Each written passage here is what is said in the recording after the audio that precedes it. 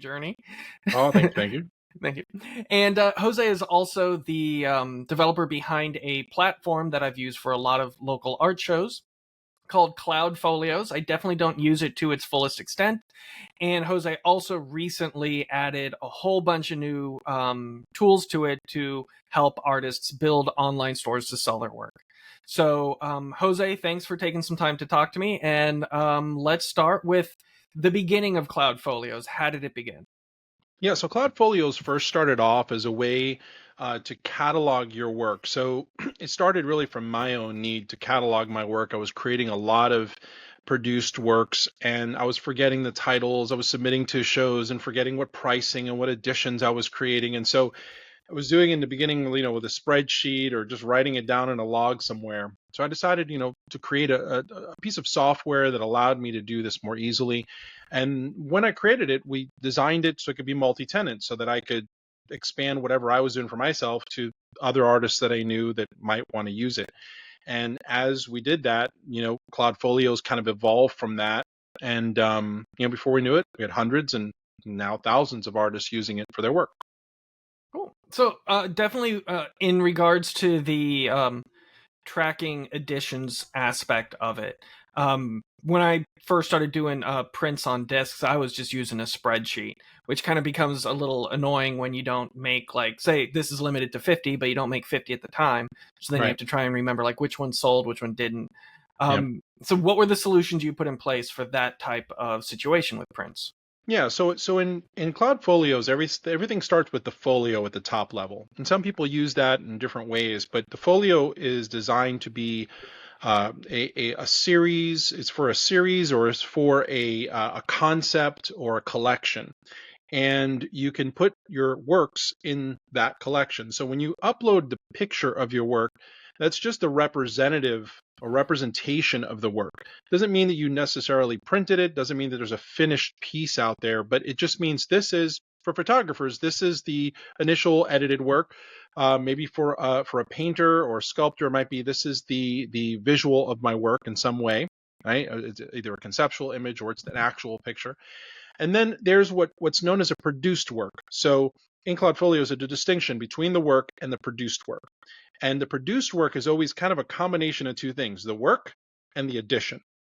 And so I might create a work, a produced work. The produced work is then assigned a serial number that we assign to it, and you can actually generate a certificate of authenticities based on that. There's a number of different things that you can do with that, but most importantly, you can track it. So this is my number 1 of 50, my number 5 of 50, my number 7 of 50, and it's sold. You can actually mark that in. This one, the status of this is that it's sold.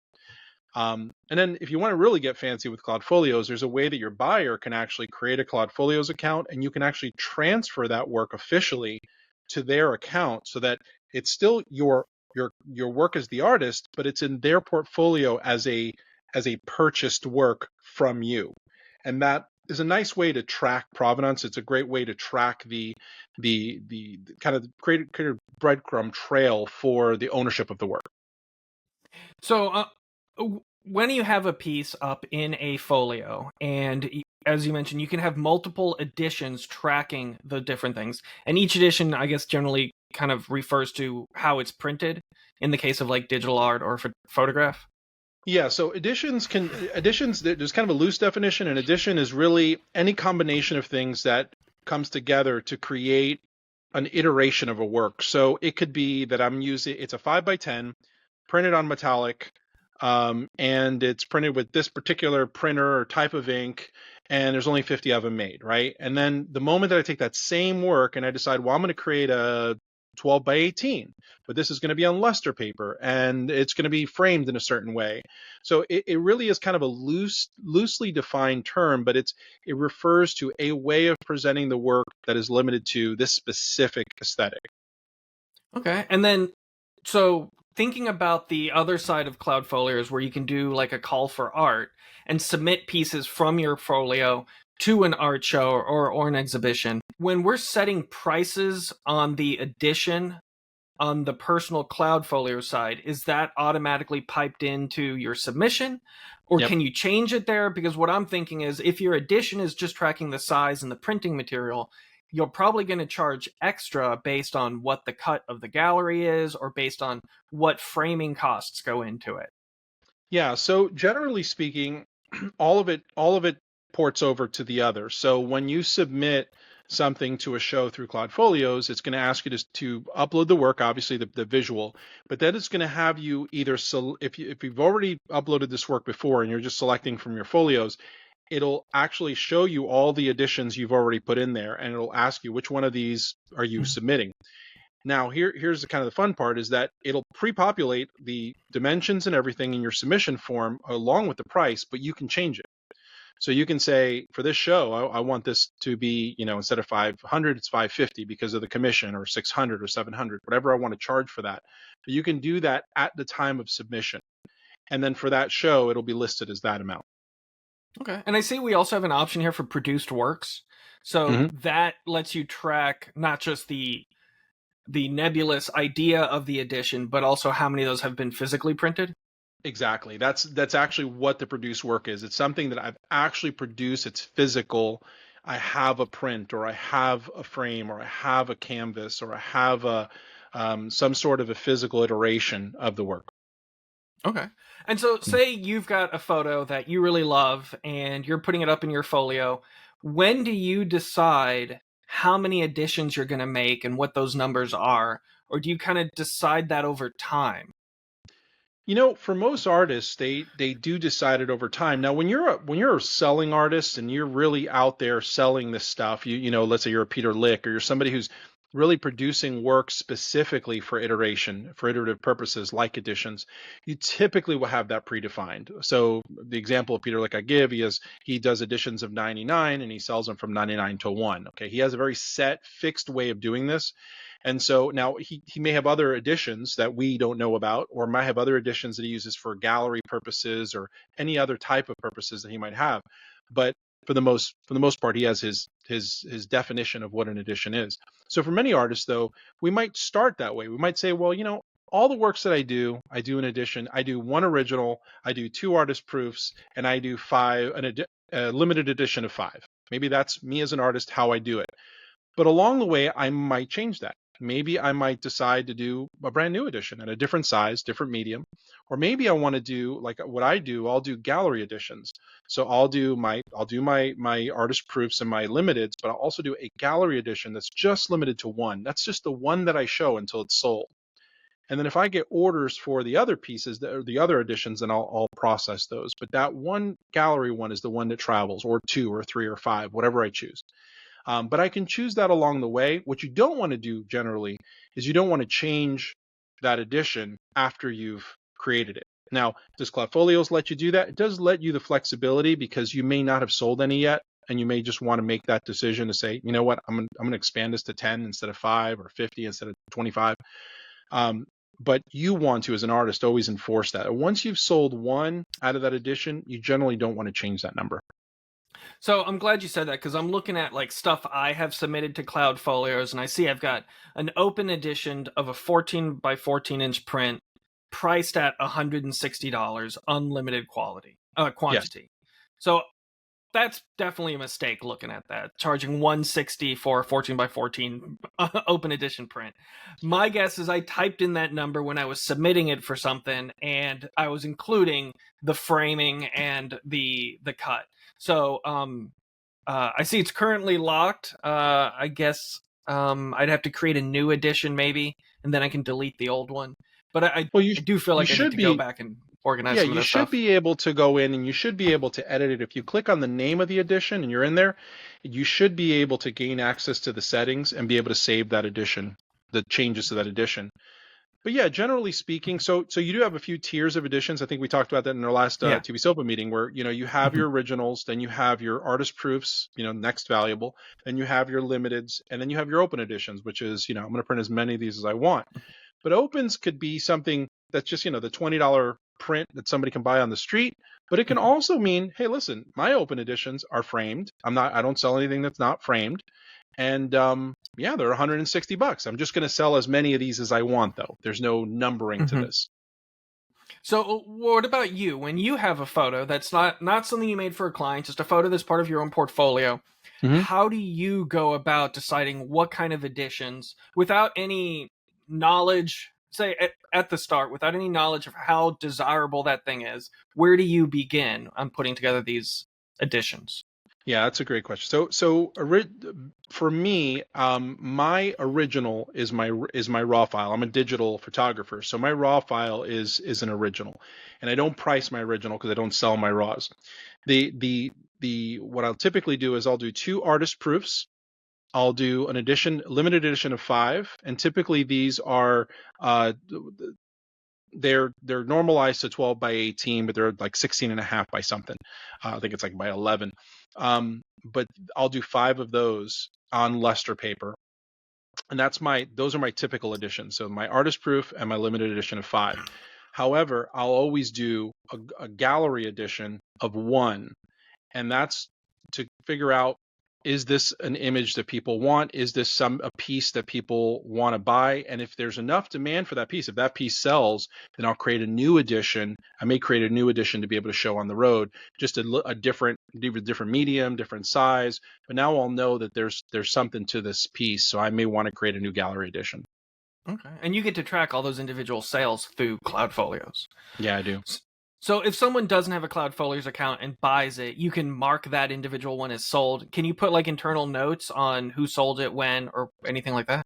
Yeah, there actually is an area there wanting to produce work for notes. So you can do notes. You can also do last known location. So sometimes we use this to track what gallery is my piece in. For some artists, they're showing at any number of shows at a time. There was a time in my career where I was submitting to many shows, so I might be in 5 shows at once, and I don't remember where that work was, but I may have given them 12 pieces. A great example of this was there's a company called Galleries to Go for a while, and Galleries to Go, I'd give them 10, 15 pieces. She just asked me. Sarah would say, "Hey, can you give me 10 pieces? I want to show them around." So I just give it to her, but I'd forget which ones I gave her because I wouldn't get it back for like 6 months. They'd kind of go on a little bit of a tour of her spaces. So we have the last known location in there, and of course serial number. We track signed or unsigned. What the going price for that particular piece is, that the iteration is, and what the status currently is. All right, so let's talk then about this isn't the main reason we had this conversation, but something that came up in the TV SOPA meeting when we discussed this for the Not Your Father's Art Show, but I thought would be useful for anyone listening to the podcast is, say it's a limited edition print. Do you write that information on the print, on the mat, on the frame? Do you sign everything? Do you leave things unsigned? What kind of writing goes onto the product, I guess? So the print itself, it's always important to know. So this is different for, if we're talking about iterations, we're always going to be mostly talking about prints, right? There is the possibility of, let's say, sculpture, that somebody could do a cast of a sculpture and then sell that as an edition, right? And not be the original. But generally speaking, with art, you want to sign and put any authentication, any provenance information directly somewhere on the art itself, on the work itself. Whether it's if it's sculpture, it's at the base. If it's a picture or a canvas, it usually is on the back or a front area where it's not going to interrupt the aesthetic of the piece. So for photographers specifically, you may want to do that on the front margin, right? You'll print the picture smaller than your mat, and you'll typically sign it right in the front in the white space. Or you can do it on the back and not show it at all in the front. That's another thing you can do. The only difference is it's usually not as impressive looking at it because you don't know if it's original or not. But if there's a signature on the front, you do. The back signatures, though, are acceptable for the sake of the work moving forward. And typically, any of your numbering information, any of your edition information, you would also somewhere include on the work. Could you do it on the front? It's a lot of information to have to include sometimes, like serial numbers and that. So typically you'll want to hand number them on the back, or you can machine number them, of course, but it's usually nicer to hand number them, hand sign them, and then indicate this is 2 of 10.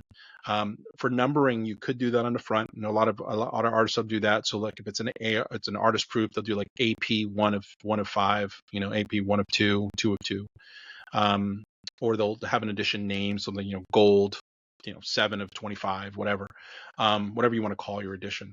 But typically, you'll want it there. Now, in terms of mats, the only time that I recommend putting any of that type of information on a mat, if you are stating that the mat is part of the work. This goes for works that the work, the matting and the framing is typically part of the entire presentation. So maybe you might have this amazing Gothic piece that you put in this beautiful Gothic frame, and the mat is specifically cut and patterned for the piece. And it's just the whole thing that you're saying, this is all my work. I made this frame, I made this mat, this is all hand done by me. Then I would see putting authentication information somewhere on the mat and even on the frame if you made the frame. But unless you did that, I would really make sure that all your stuff is on the print. For the buyers, do you think there is increased perceived value when they see a signature on a print? 100%. Okay. Yeah, so 100%. It's not good. And the more that it looks like a real signature, the better. So I know there's some people who they'll print their signatures in the front. It's kind of one of the worst things you could do, because if you're printing it on the front and it looks like it's printed on the front, then what you're basically doing is it's screaming, this is an open edition. This is not any limited thing, because this isn't even the real signature. Okay. So say for a new photographer exhibiting at a show who has made limited edition prints, writing the stuff on the back is fine, but the potential customer won't see that. So Right. it does no good in causing more of a sale. I know I'm not saying that right, but yeah, no, I think I hear what you're saying. Oh, and I think there are ways to go around this. Like if you have a COA and it's on the back, right? You've got it attached to the back of the piece. Richard Sell does this with his scratch boards. He does beautiful certificates of authenticity on the back. So when you pull the frame out, you can just turn it around and see it. Yeah, but in a gallery or in a museum setting, no one's going to pull it off the wall to see if there's anything on the back. Potentially. Sometimes if it's put on what am I trying to say? The standing the art the card stands. or something. Oh, no, the actual easel. stands. The easels, Okay. right? The easels. Yeah. I don't know why that word was escaping me, but if you put it on an easel, you can look at the back pretty easily. But if you're up on a wall, you're right. You won't be able to see it, so it's not quite as impressive. You won't be able to see easily. Nice. Yeah. No so pun intended. would you put the edition information on the art card that goes next to it on a wall? Yeah, that might be a good solution there, to put that in there. And this is where, the role of the gallerist comes in, right? The gallerist is there to explain these things in the absence of the information being there. So one great thing about like our art shows at like House of Shadows and TV SOPA, by consequence of using Cloudfolios, is that we have a style of art card that you can print that includes the work description, or whatever the statement is from the artist about that work. In absence of that, it's the work of the gallerist to explain it. So in absence of edition information, this is where gallerists should be there to say, hey, this is a 1 of 5, this is a limited edition. Oh, by the way, this is the artist's personal work. It's one of their proofs, or this is an original. This is a one of a kind. So when you print a photo, do you print all the way to the edge of the page, or do you leave a white border so that you have space to write? I typically leave a border. And when I mat the piece, I typically leave a border around, typically about a 1/2 inch or so. And then on the very bottom of the print, I kind of do something a little different. So I'll do the bottom. If it's a vertical print, I'll do more space at the bottom, maybe like 1 inch, and then I'll sign it there. If it's a horizontal print, I'll actually do the spacing on the side, so my signature is sideways. Yeah. Interesting. So I still have that 1 inch on the shortest side. So one thing that I feel looks kind of bad is when you sign the bottom right of the print and then you mat it, and your mat is covering most of your signature, but you just see it kind of like a couple loops peeking out from behind. I think Yeah, that looks pretty rough. that's But awful. okay, okay, just Yeah, it's making awful. sure I'm also seeing that right. So I'm You thinking know, about my. No, go ahead. I was gonna say, that's actually one of the things that like drives gallerists crazy is like, this is your art, man. Like this is your stuff, right? And you want to make it just look polished. Somebody who's going to a gallery and they're looking at your work, or they're in your gallery or your studio looking at your work, they should see something that was thought out. And when you see something like that, a signature being half covered, and you just look and just go, artist, were you just throwing this together? The answer usually is yes. Yeah, I didn't have time to mat it right. I didn't have to, so you're just screaming like, I don't really care how my work's being presented, which makes people care about it less too. All right, so I'm thinking about some of my own prints. I should put them on Cloudfolios, create editions just to start off, maybe like 10 of Hmm. the 9 by 12 prints that I've been doing, and then I should also create COA graphics or cards to put in the sleeve that I'm selling them with. Put that serial number that is generated by Cloudfolios as well as signature and number, and then write that information on the back. If I'm Yeah. selling it I'm selling it as a print with a backing board and a sleeve, they'll easily be able to see that COA on the back with the information. And that Yeah. definitely adds that perceived value. The It issue does. I'm struggling with is when it's on a wall. I don't know how to present that without making it kind of gaudy and having that signature right up in front. Yeah. And there's some times where you just can't get around that. It's where the gallerist Yeah. really plays their role. What Richard does, a lot of artists actually do this, is they'll standardize the size of their COAs, and then they get plastic sleeves for it, so that they'll buy ones that have like a loop at the top. They put all their paperwork inside, and then they just attach it to the back of the print or of the frame. So now you've got this, protected certificate of authenticity. One thing that Cloudfolios does, actually two things. Number one, when it prints the COA, it includes that serial number. So when you handwrite it on your piece, it's going to correspond to the certificate itself. The other thing too is when you create an edition inside of your folio. So let's just picture this for a moment. Your folio is like a folder, right? So you create a folio. It's called, I don't know, My Time in Paris, and you have 10 pieces in there. And you create an edition. You go to one of the pieces, you create an edition. You're able to push that edition to all the rest in the folio. Mm. So you can say, I'm creating a limited edition, this price, this size, this many. And you say, well, I mean, it just stands to reason. If you're doing that for one image in the folio, you're probably going to do that for the rest of them. So you can literally push the edition. It'll create that edition for all the pieces in the folio in a second. And then you can go in and tailor them per piece if you need to. So that's a nice shortcut. What I'll typically do is create all my editions in one piece in the folio, in the collection, and then I'll push every edition to the rest of the pieces in the collection. Okay. Yeah, I'm definitely going to do that with my latest tarot deck. So I'll turn each card into a graphic on there and turn those all into an edition so that I can print those Yeah, that's COAs, slip great. them into the back. And that's a great use of that push, because what you could do is you just set all the editions for the one card, you push, and it just saved you having to do that for 78 cards.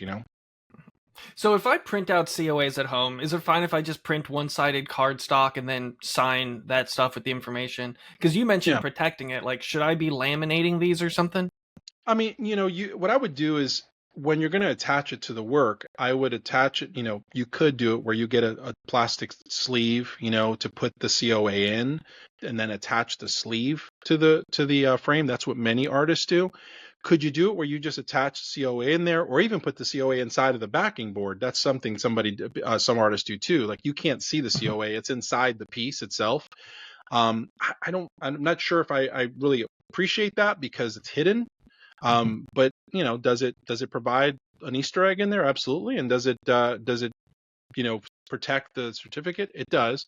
But generally speaking, the importance or the important thing in your COA is less the paper, the stock, the print, or anything. It's your signature. So just make sure the right information is there and that it's signed. Your physical signature. That's what makes it a COA, not necessarily what kind of stock you use. Do Is it nicer to you? use Yeah. fancier stock? Yeah, it is.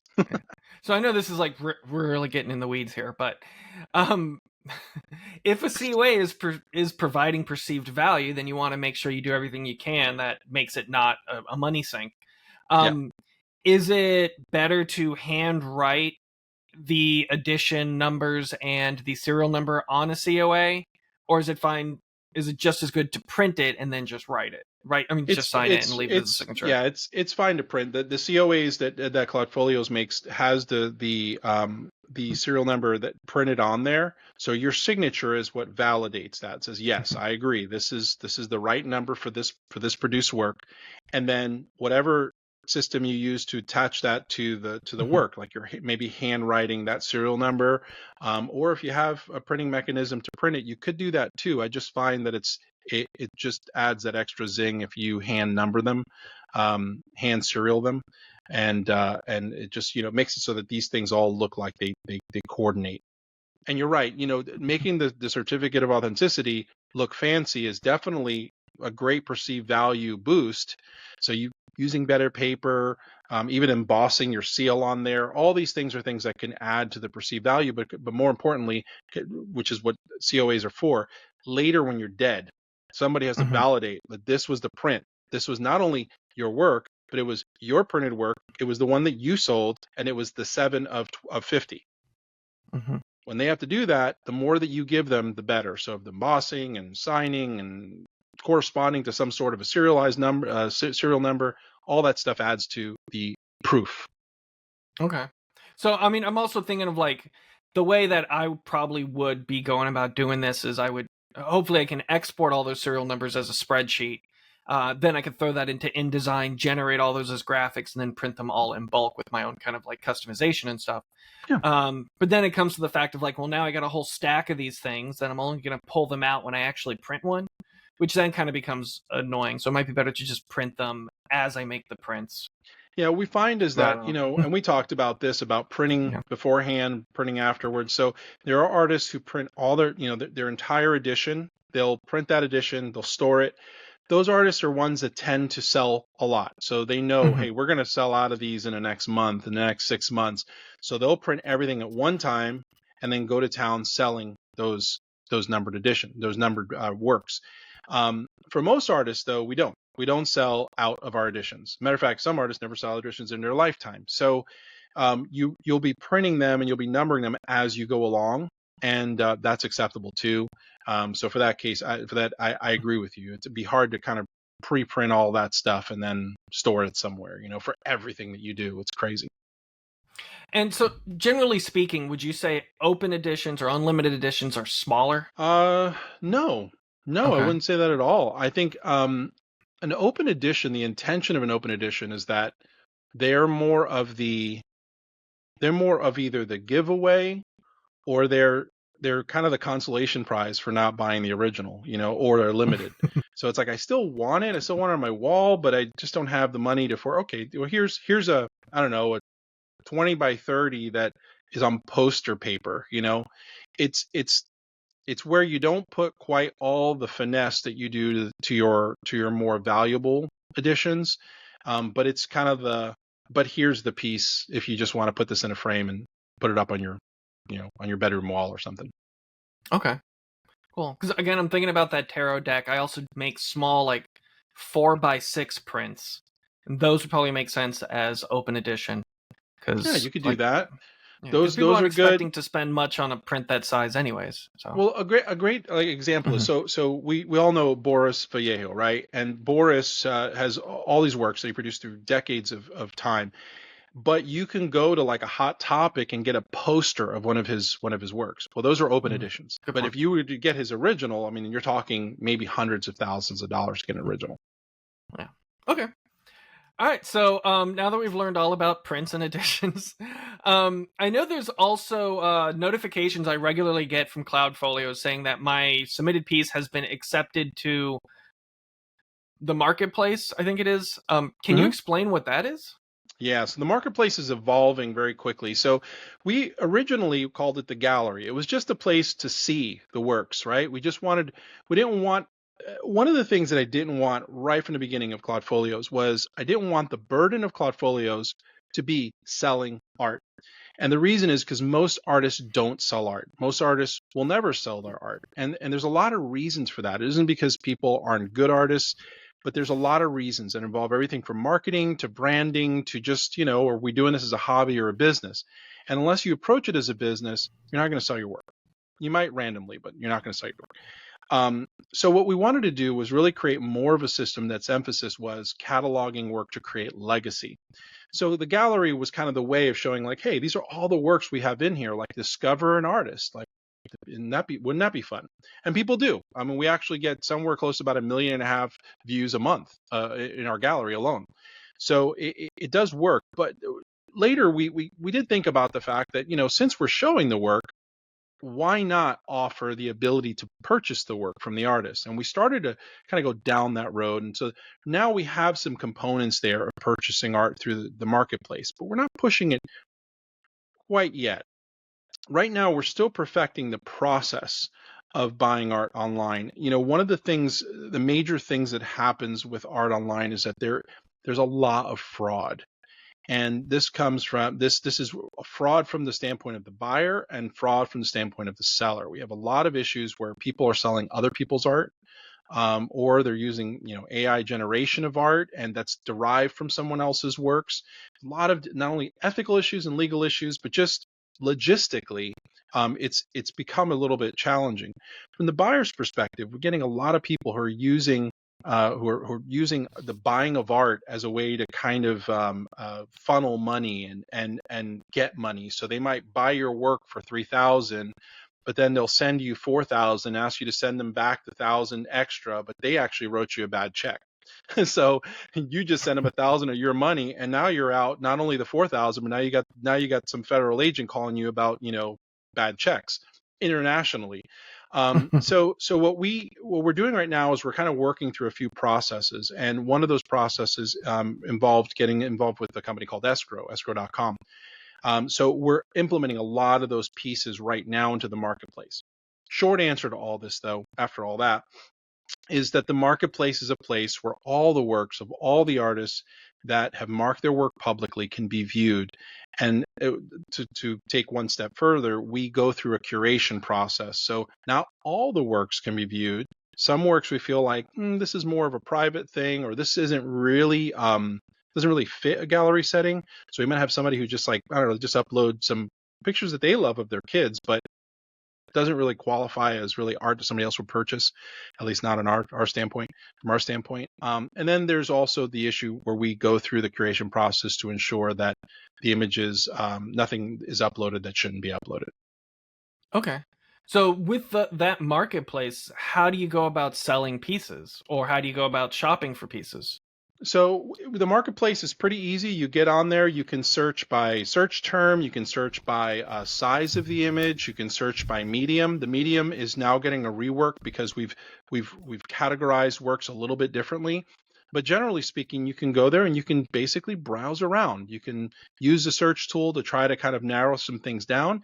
And if you like a piece of art, you can click on that piece of art and see if there's an edition that's for sale. If there is, then you can go ahead and process that order right through the site. Okay. And so when your piece does get purchased, I assume you get an email notification. You'll see their mailing address. How does that all work? Yeah, so you'll get a notification. We collect all the shipping information and the payment information. We process the actual purchase. This is actually going to be changing, though. We're going to be making it now where artists can actually put their own processor in place so that that money can go directly to the artist right away. Again, there's some changes that we're making to this process, and it's going to involve the escrowing of money because of the fact that we do have so many artists and we do have people that are really browsing through. We need to protect both sides. So you'll see over the next about a month or two, you'll start seeing more of the implementation of escrow. So what basically will happen is when somebody purchases a piece of art, that money that they just paid will go into an escrow. When that work is shipped and they verify they've received it, the money is released. This helps a few things. Number one, escrow will make sure that they validate the individual and make sure that this is the right individual, the payment is valid. Once that's done, then you as an artist can feel safe to send that work, but also the buyer can feel safe knowing that you don't quite have the money yet until they can receive the work, make sure it's in good condition, it's exactly what they ordered, and then they can let escrow know, or like a timeout can happen. I think they have like 3 to 5 days to validate whether or not they received the work or not. So the artist would be submitting the tracking number and information on there. Yeah. Um, are they able to charge escrow for the shipping so that gets subtracted from what the customer purchased? So right now, the way that we're doing it is we are only charging for the work itself. The artist is at that point given all the information they need to so that they can communicate with the buyer to coordinate shipping. Because there's so many different shipping options, including local pickup, Mm-hmm. that we want to give the artist kind of that ability. The buyer is told right up front, this does not include shipping. You will be contacted about shipping arrangements. Oh, There are okay. also different arrangements with art. So art is a little different, right? So you order from Walmart, you're going to get a standard box. They have their way of doing it. But art is a little bit different. You might have a buyer who doesn't want you to ship it in a box. They want a crate, and it's going to cost $10,000 to send it, because they want this really fancy thing, So it really depends on the buyer, depends on the arrangement the artist and the buyer make, and we don't want to really get in the middle of that. So Mhm. will we maybe in the future? Possibly, but right now what we want to do is just facilitate the purchase of that work, make sure that it's safe on both sides, and then allow the two parties at that point to make their decisions on shipping.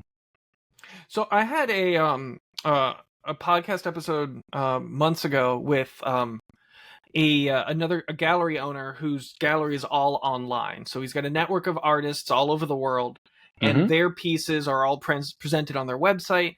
And when somebody buys one of their pieces, the gallery owners would send the shipping materials to the customer.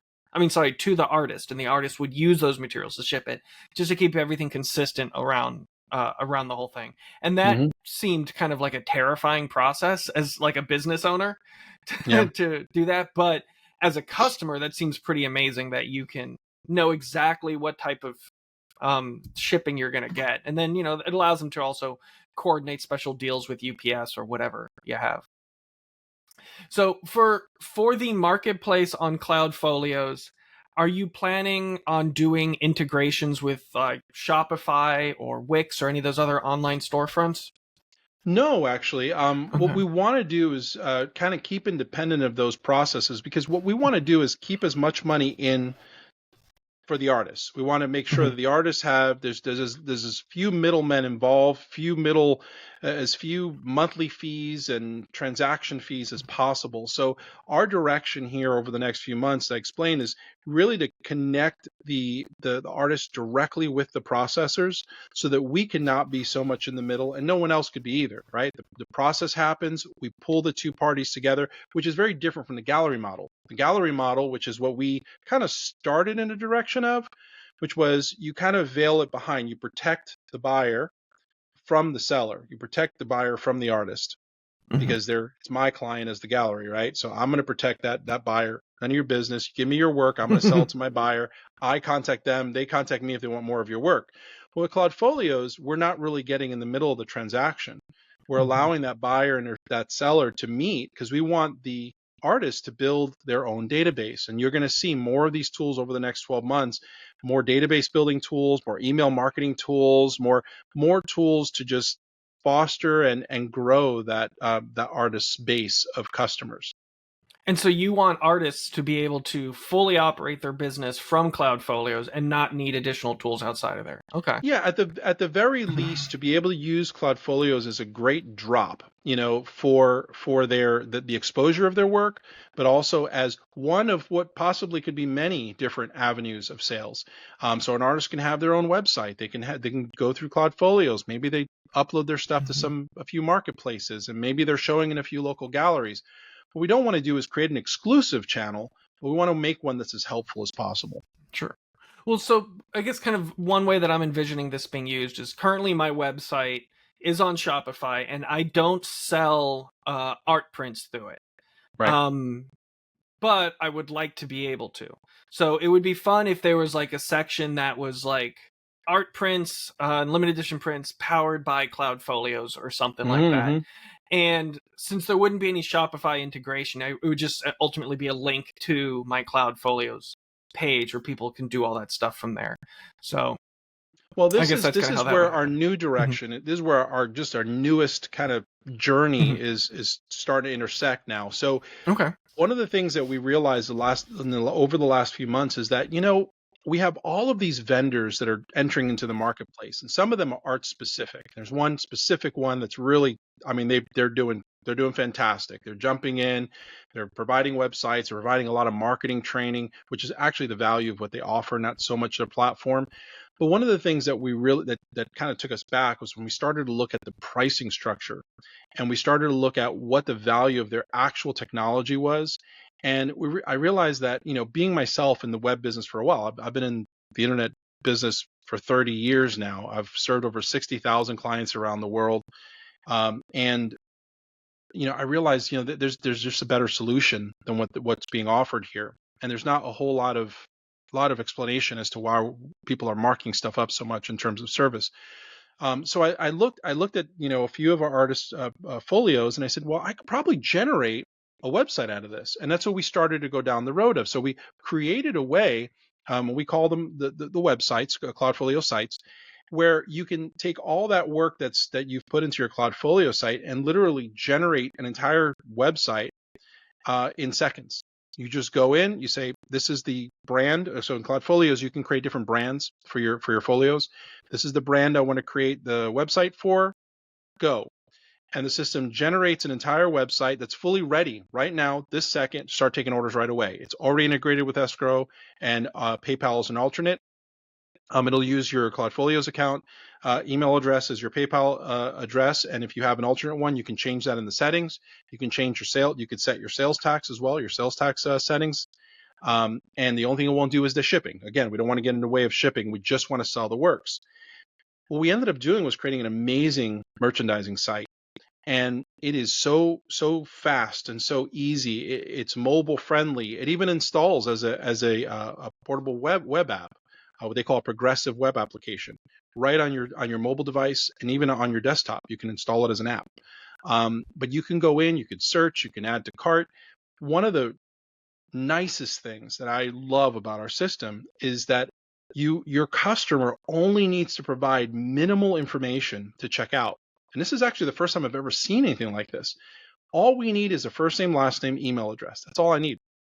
Because with that information, we can literally finalize the sale, create the transaction with escrow, and then from there, your customer is providing all their information in our system, and it's piping it back into the Cloudfolio system. So it's literally a frictionless checkout process. You go in, you agree, you say, yes, I'm going to finish this transaction through escrow or through PayPal, and the transaction is complete. You as the artist now have the person's information, so you can reach out if they don't finish the sale. And if they do finish the sale, they've got all the emails and instructions on where to go to do that. So it's really a great system. Can you upload multiple images for each piece? Like if you wanted close ups, or if it's a 3D image, or like a sculpture of multiple images of the different angles of that sculpture? So what we've currently done is we've created what we call it Cloudfolio Sites Core. The core platform right now does not include that. But what we're doing is we're basically building the main functionality, and we're building out all the rest of the features based on feature requests.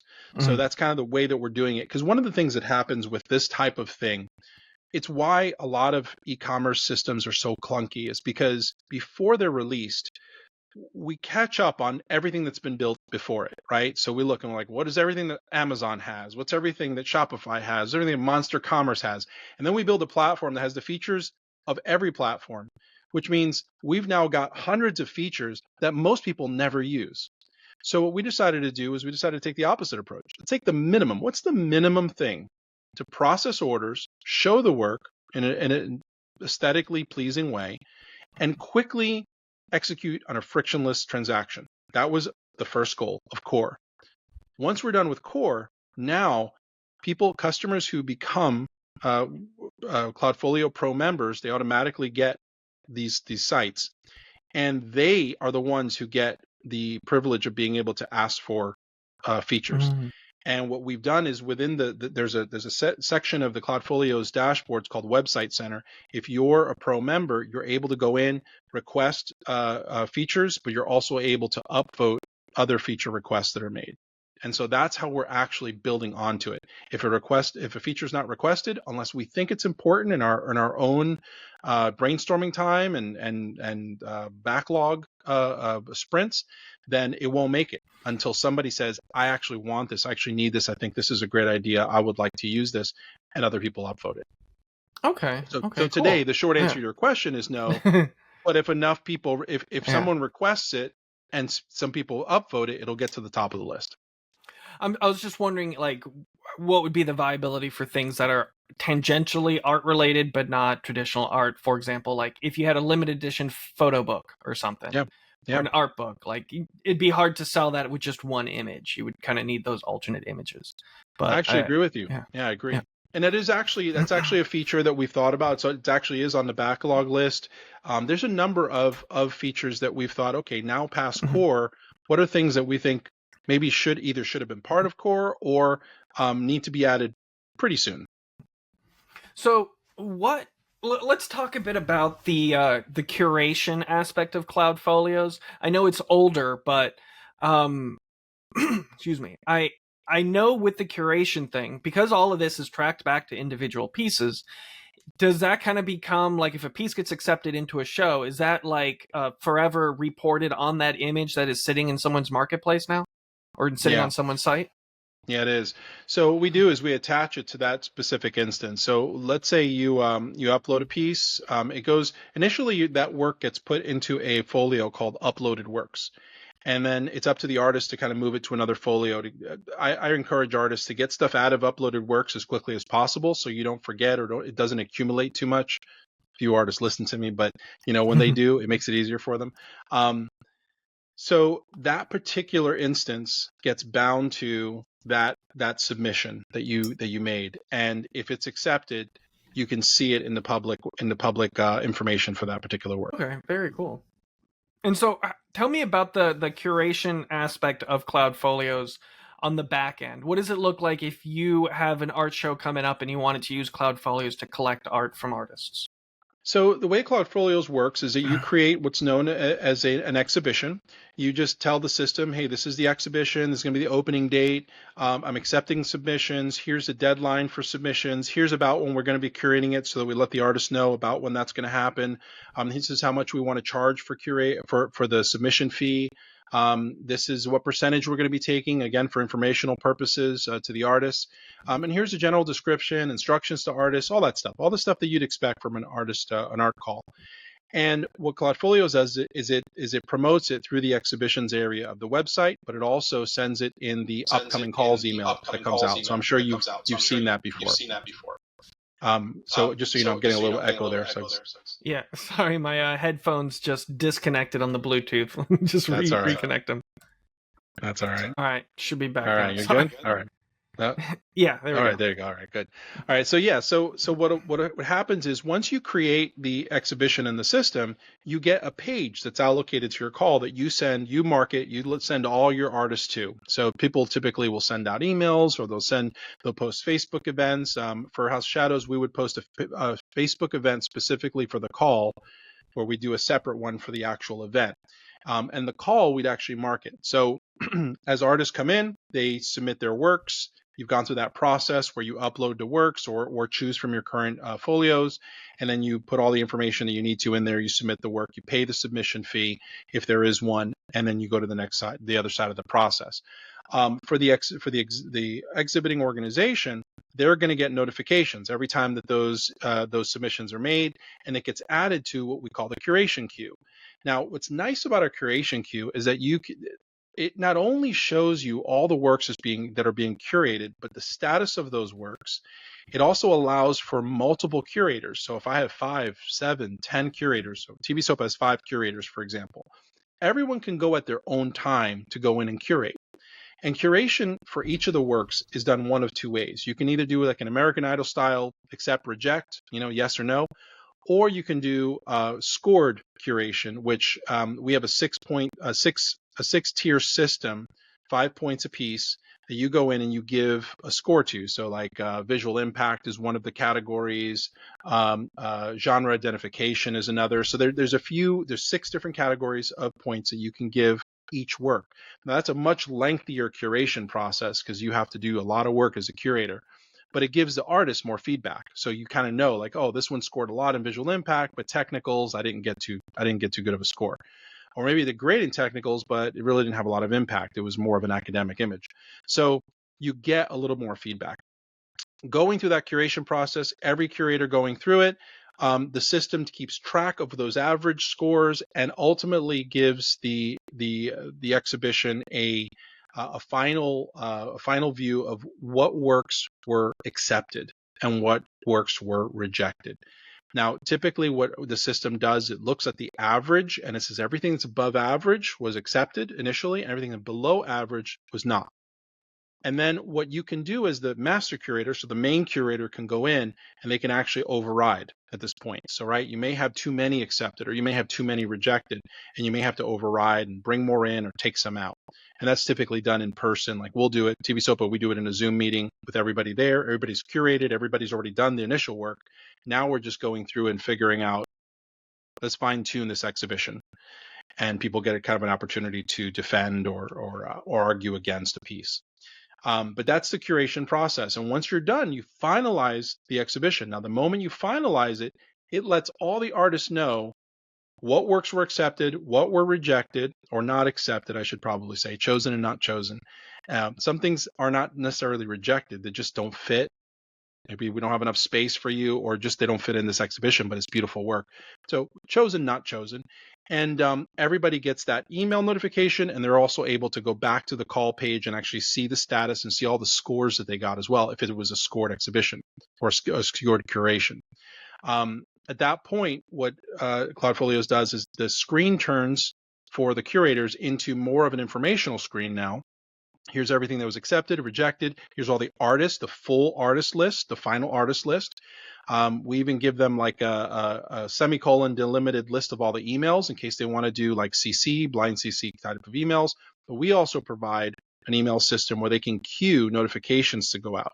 So they can queue their artist drop-off deadlines, pickup deadlines, informational emails they want to send out. They can choose whether it goes to everybody who applied or just the people who were accepted. But they can queue all that stuff, and they can do it ahead of time. You can say, I want this to go out 2 days before the exhibition, 1 day, a week after, whatever dates you want to put in there. But then it also goes one step further in printing all of the collateral that you need, all the printed collateral. So it generates PDFs of your art cards for the wall, for the gallery. It creates a buyer's guide for the entire exhibition. It prints an artist contact sheet, an art sign-in sheet. It does all the things that normally administratively would take you hours to do. Cloudfolios does it in just a few seconds, and it just gives you all the PDFs that you need, even a zip file with all the images in it. And so what does it cost the curators to run an event like this? This answer is actually pretty fun. So for years, it was $49 a month, and you can do as many shows as you want and many exhibitions as you want. $49 a month gives you access to everything. As of last month, that is gone. It's now free for people to come in, start putting their shows online. What we do is we charge, the way we make money from it is that we charge a 10% processing fee to the artist when they pay their submission fee. That's it. It's just that 10% is what we get, which means that the gallery gets almost 100% of the submission fees. We do take a 3% out for processing because we have to pay the piper, so do they. 3% pretty much takes care of it. But they get the service for free, so it's amazing. We're the only free art call submission system in the world. Cool. And so I know I've seen, like, when I as an artist, when I go in there and look at the exhibitions list of things that are coming up, I see there's a good mix of physical gallery exhibitions as well as digital ones, like online exhibitions. And hearing you talk about this makes me think maybe I should do 1 or 2 a year of just digital events, because I've already got an email list of 5,000 or so people. And that would be a great opportunity for some artists to get their piece in the inbox of someone who's already into my kind of style of art. So yeah, I'm getting kind of excited about that too. I agree. There's one Yeah. of the things that we're actually working on, and we've been working on developing Mhm. this for a few years. Just haven't really gotten to put the cross all the T's and dotted the I's, but it's what we call the cloud curator. And there is an idea, there's an opportunity for artists and art lovers, but artists specifically, to create exhibitions in their own areas, whether it's online or in person. There are spaces in every city and in every town that are just sitting there empty. That if you just talk to the business owner and say, let me use this space once a month, let me put an exhibition up, make the space look beautiful, but also bring people to an opening, maybe a few hundred, maybe 1,000 people to your venue once a month. I mean, for many business owners, this is a welcome idea. And as an artist or as an art lover, as a curator, you can now make monthly income, semi-monthly income, quarterly income from not just the submission fees, but also the commissions that are earned from the art sales. So there's a lot of opportunity here. Cloudfolios makes that really attainable and really easy to do. So all you would have to do is say, make sure you have a space or set aside time for digital exhibition, create the exhibition call, the exhibition call on the system, and then just start passing out that URL and start getting submissions right away. We take care of everything else. So if, say, I did an online gallery show Hmm. with a call to artist, and pieces get accepted that are on people's Cloudfolios accounts, and I email that list out to people, and also put it on my website as like, these are the things that were in, like, the June show of whatever 2025. Hmm. um People can click that image, potentially go to the marketplace and buy it, and they'll be able to communicate with the creator. Yeah. So there's two good ways to do that. There's technically three ways to do that, but two good ways. Well, I'll give you the third not so good way, which is when you create an exhibition, you can choose to create what we call a photo album of the images. So when you accept all the images, you can then go to your buyers list or go to your audience and say, guys, here's the URL to the photo album of all the works that were accepted. If you like it, contact me, and I'll put you in contact with the artist. That's a not so good way, but it's still something that you could do. The better ways, though, is that we have something called Cloud Exhibit, and Cloud Exhibit is a viewable on more of a desktop tablet environment um, exhibition. It's a virtual exhibition where you can go through, you can next through, you have all the art descriptions, you can purchase right through there. It's all set up for that purpose, for an online exhibition. You can do that. The other way you could do it too is if you want to get a little more manual with it, because some people, they like to do stuff old school, just generate the buyer's guide that the system generates for you and send it out to your buyer's list. We've sold, I would say, out of every exhibition we do, about 10% of our physical exhibition sales are from the buyer's guide that we send to people who bought art before but weren't at the exhibition. Very So cool. the buyer's guide works really well, and it's generated for you. So if a piece is accepted to a show, and that piece is on the Cloudfolios marketplace, it can be purchased. Like, people can follow the link to buy that piece from the artist. Does the Exactly. artist need to have the website in order to have that sale happen? Okay, very cool. So tell me, what is the price of the new website feature that you've built out? $50, $50 a month. Okay. And there's no setup fee, so it's not like X storefronts, whoever you want to go with, it's going to charge you $3,500 setup fee. No, there's no $3,500 setup fee. It's no setup fee. You pay your first $50, just upgrade your account. I think we even prorate it, so you don't even pay the full 50 for the first month. And that's it. You're in. The moment that you upgrade to Pro, you just go over to a link in there. It's called the Website Center, right on the left-hand side. And then you can actually choose your brand. Usually you just have one brand in there, most artists do. So you just choose your brand, say generate website. It generates it in a second. And then all the settings, we only have a few settings right now. So things like sales tax and a PayPal email address if you want to use a different one that you have listed with us. There's a few other settings in there, but we're going to be adding things like color settings, customization settings really soon. Right now, the default in the system is that we're defaulting to the idea that most artists complicate their web presence, and it's why people aren't selling website art to their websites. Mhm. I get a lot of artists to say, "Well, I've never sold a piece through my website." I go to their website and I see why. They're trying to get way too creative with the presentation on the website itself, and it's overpowering the work. Or maybe they have the work on there and it looks great, but the way that people buy it is kind of funky. It's just not conducive to it. And then, third is they're not marketing the sites. Nobody's even going there, even if it's a great website. What we've done is the site we generate is very much a gallery. It's an online gallery. You go in, it is white walls and your art.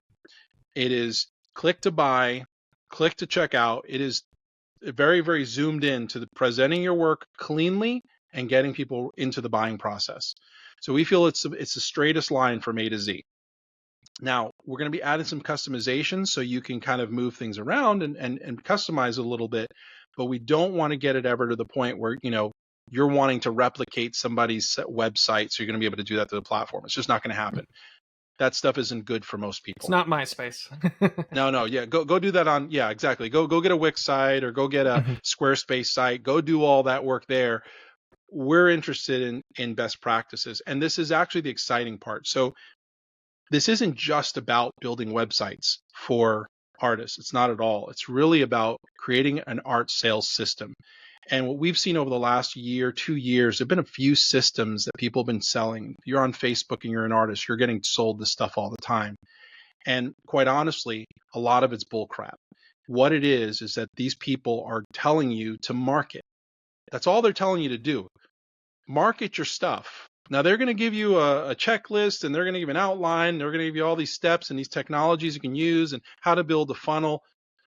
At the end of the day, the reason you're not selling your art is because you're not marketing your art, right? So you don't need so-and-so storefronts to tell you that you need to run specials.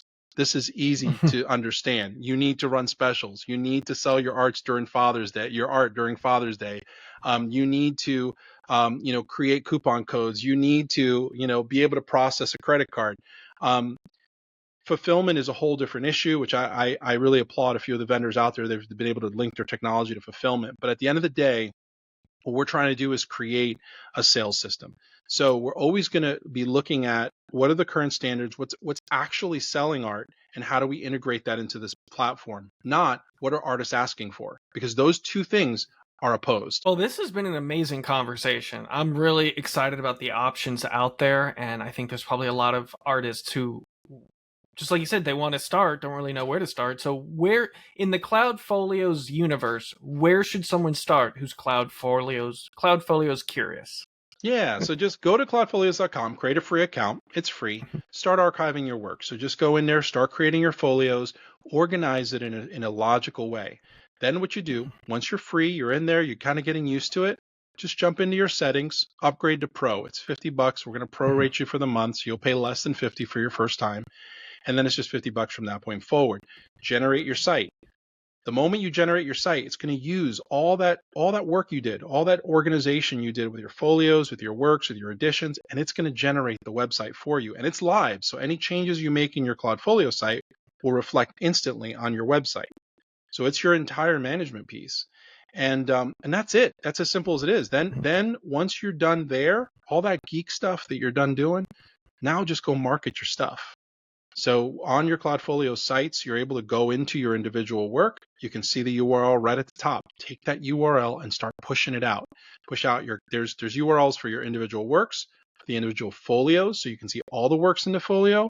And then of course there's the homepage, which is not like most homepages where it overkills you. It's like these are the latest works and these are the latest folios. Click in here. There's all the new stuff. Click in there, start exploring. And I think it's really conducive to sales. Is there an example site out there, maybe one of yours that people can take a look at? I'd love to show you mine, but mine, I do expressive nudes, so Okay. it would get you, it would take your podcast offline. But yeah, you could. I would say go in there. It's easy to generate. We could just tell them the site. Yeah, if you Are do want to they? go to my Yeah. site, yeah, you can take a look at it. The one that we have right now is jgomezfineartgallery.com. And that'll give you a good example of what the platform does. I've got a lot of work in there, so you're going to be able to see it populated with a bunch of work and how the work is Oh actually wow. presented. Beautiful. You can click around, play around with it. Just don't place any, false orders, because then I'm gonna want to charge you money. But you can go in and you can register, you can add stuff into your favorites list. I mean, play around with it. And if you want to order something from me, I won't be mad at you. So you can connect your own URL to your Cloudfolios site. Yes. So when you first create the Cloudfolio site, it's going to use your username dot cloudfolios dot gallery. That's initially what you'll get. And then there's an option in the website center where you can say, hey, I'd like to use my own custom URL. You put in the request. We tell you the settings to go back to your registrar to set to point to us. And then it takes within 24 hours, you'll have the domain connected. We do all the geek stuff in the back end to make that work. I do want to point out that you have a lot of pieces titled Untitled, Mm-hmm, and mm-hmm. you have harped on people for using Untitled as a title. So just want to call you out.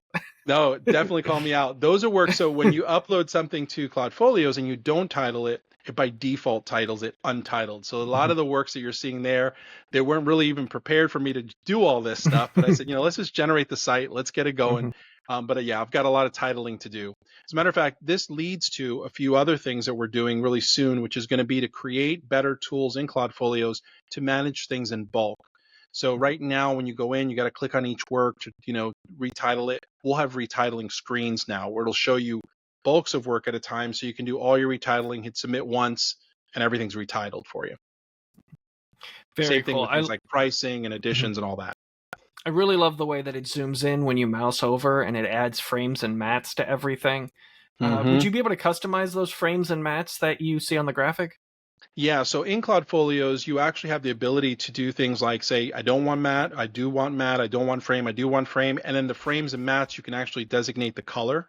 Now that's in the folio settings. It's not individual work settings, but in the folio that the work belongs to. So the assumption with Cloudfolios is everything is going to be similarly, within one series, is going to be similarly presented. Very cool. Well, again, this has been amazing talking to you about it, and I appreciate you giving me some time, giving the listeners some time to chat about Cloudfolios and the latest iteration of it. Yeah, no problem. Anytime. Thanks for having me. Thank you so much, Jose. All right, buddy. Take care. Thank you. Bye-bye. Art for Profit's Sake is recorded through Riverside FM, distributed through Spotify for podcasters, and edited on Adobe Audition. The music is provided by Old Romans. If you learned anything useful or found this podcast helpful, please rate and review us 5 stars. If you want to learn more about me or my art, head over to chainassembly.com.